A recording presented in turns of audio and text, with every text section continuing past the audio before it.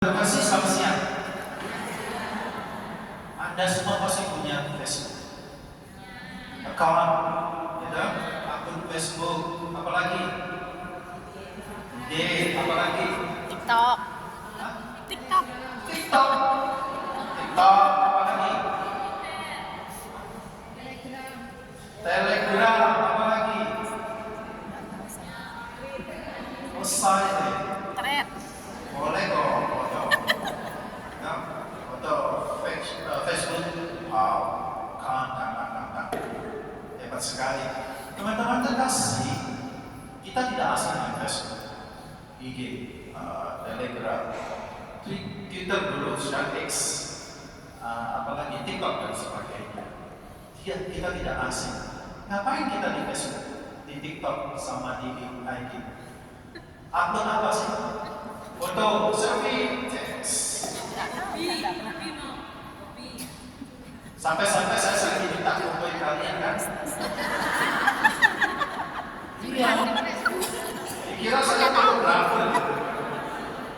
Romo, ini kita ngomong foto dong. Iya, saya. Coba kalau saya minta cepet-cepet kan banyak. Ya, kita sering misalnya foto di upload di Facebook, di TikTok, terus di mana lagi di IG dan sebagainya. Ada sebelum makan foto dulu, cepet. Oh, aku pergi ke sana, cepet. Ya. Pokoknya posting supaya mendapat like. Kalau dapat like, oh bisa patah. Oke, senang. Pokoknya senang luar biasa. Kalau dapat banyak senang, kalau dapat sedikit sedih. Enggak, apa? Biasa aja. Biasa aja. Iya, maaf aja aku sudah lama enggak buka Facebook, enggak upload apa-apa. Sama. Semakin kita tidak posting, kita tidak buka-buka, biasa aja. Lebih Tapi aman. kalau semakin kita sering, ternyata teman-teman kita hanya dilihat doang, nggak di like, sakit hati. Padahal aku mulai dia tuh, dia nggak mulai aku. Ya, sakit hati kan? Baik teman-teman terkasih, kenapa sih kita upload Indonesia, video dan sebagainya, supaya di like, supaya dapat pujian, supaya aku terkenal. Berapa sih follower Anda? Ada 1000? Hah? Iya, kalau ada 1000 ngapain berharap dapat like banyak? Ya toh? Kalau mendapat like banyak itu followernya Jutaan. Jadi teman-teman terkasih, kita upload itu supaya aku yang menjadi diperhatikan. Aku yang diperhatikan. Aku ingin menjadi orang yang terkenal. Baca Injil hari ini, kita diberitakan Yohanes Pembaptis. Coba bayangkan kalau Yohanes Pembaptis itu di zaman sekarang. Dia main Facebook, IG dan sebagainya. Followernya banyak. Pasti banyak. Ya nyatanya 2000 tahun yang lalu aja followernya banyak yang ikuti Yohanes. Ya kan? Banyak. Tidak hanya mengikuti, tetapi mereka minta dibaptis sama Yohanes. Menariknya, Yohanes justru tidak mengatakan, aku yang menjadi pusat. No, bukan saya. Justru hari ini Yesus mengatakan, Yohanes mengatakan, lihat anak domba Allah. Yohanes tidak menunjuk dirinya sendiri, tetapi menunjuk orang lain, yaitu Yesus. No, yang harus kamu ikuti itu adalah Yesus, bukan saya. Saya itu tidak ada apa-apa. Jadi yang ditunjuk itu adalah Yesus. Yesus adalah pusat segala-galanya. Jadi kalau Anda itu mengerjakan segala sesuatu, ya kerjakanlah itu bukan untuk diriku supaya mendapat oleh, tetapi demi karena Yesus. Anda bekerja di sini jauh-jauh demi karena Yesus. Salah ya? Keluarga. Anda bekerja demi anak istri, anak suami ya, anak istri. Demi anak dan suami. Ya, iya kan? Kalau kita di Indonesia sering-seringnya ada belajar demi anak dan istri. Istri kebalik ya, demi anak dan suami. Holy banget.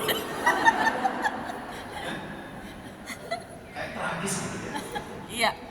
Kayak tragis gitu. Kita di Hongkong dikit banyak uang gitu ya. Tapi Anda itu banting tulang demi anak dan suami. Tulangnya dibanting-banting. Ya, tetapi kerjakanlah itu demi kemuliaan Allah. Melalui pekerjaan kita memuliakan Allah. Maka dalam hal ini kita harus belajar dari Yohanes yang pertama. Yang pertama adalah rendah hati. Bukan karena saya, tetapi karena Tuhan. Itu yang pertama, rendah. Terus yang kedua, kenapa Yesus kenapa Yesus tidak mengatakan, lihatlah harimau yang menghapus dosa-dosa dunia, tetapi yang ditunjuk itu adalah anak domba. Kenapa Yesus dibilang anak domba, bukan harimau seperti singa yang mengaum-ngaum mencari mangsanya? Kenapa bukan itu, tetapi anak domba? Apa artinya? Ya, kita tahu anak domba itu lebih sebagai simbol dulu zaman sebelum orang Israel itu waktu keluar dari tanah Mesir, maka Tuhan mengatakan kamu harus memotong anak domba yang tak tercacat, darahnya dioleskan di pintu rumahmu, menandakan bahwa kamu orang Israel dan Tuhan menyelamatkan mereka, lalu mereka keluar dari tanah Mesir.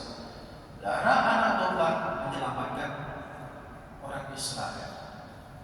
Darah anak domba sebenarnya mau menggambarkan atau menyimpulkan juga bahwa kita disucikan dosa-dosa kita oleh Yesus. Maka dikatakan anak domba Allah. Yesus adalah kurban yang sejati yang menyelamatkan kita. Tidak lagi menggunakan darah domba, darah kambing, darah apa lagi? Sapi, darah ayam, darah beku, misalnya. Bukan itu, tetapi sungguh Yesus. Maka Yesus itu adalah anak domba Allah yang sejati. Tapi ada lagi yang mengatakan bahwa kenapa tidak pakai misalnya harimau, singa, tetapi anak domba, itu mau menggambarkan Allah. Yesus itu punya hati yang sungguh mengasihi, mencintai. Cuma kalau harimau, itu kan kalau misalnya Yesus digambarkan harimau, semua kita binasa. Tapi Yesaya pernah mengatakan bahwa Maksaya, Mesias itu, tulisnya Maksaya. Mesias itu kan ketika dianiaya, dia tidak berteriak kesakitan, tidak. Justru dia diam. Sama seperti kambing domba itu kalau mati dorong itu ya diam aja. Setelah diberat baru itu mau menggambarkan bahwa Allah yang maha mengasihi, Allah yang maha setia, Allah yang mencintai. Maka gambaran itulah yang digunakan oleh Yohanes Pembaptis. Tidak hanya Yohanes Pembaptis, tetapi dalam kitab suci dan Injil menggambarkan Allah yang sungguh berbelas kasih, Allah yang mengasihi. Maka Allah yang berbelas kasih, yang kasih itu datang mengampuni dosa-dosa kita, menyelamatkan. Maka teman-teman terkasih, pelajaran yang kedua dari bacaan Injil hari ini adalah apa? Mengasihi, mengampuni. Siapapun orang yang pernah menyakiti kita, maka kita harus belajar untuk mengasihi, mengampuni mereka. Oke? Jadi dua pembelajaran. Pertama, rendah hati. Yang kedua, mengasihi, mengampuni.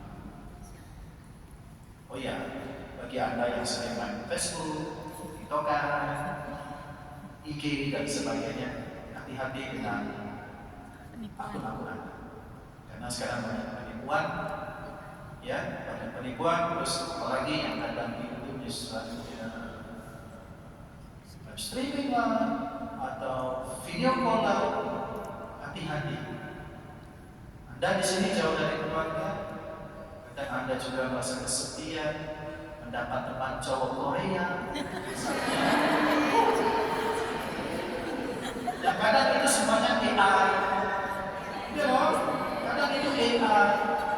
Maka teman-teman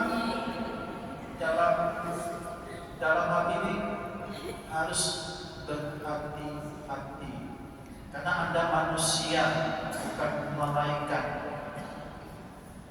Malaikat saja bisa tergoda oleh wanita cantik. You know? Bisa.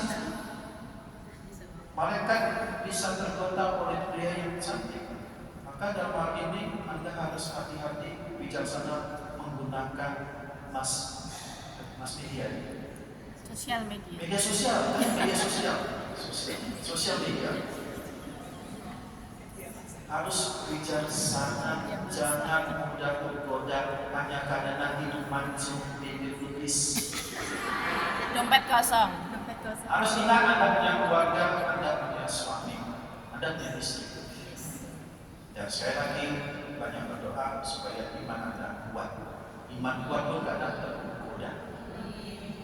Sekali lagi saya mengingatkan, hati-hati dan bijaksana dalam penggunaan media sosial.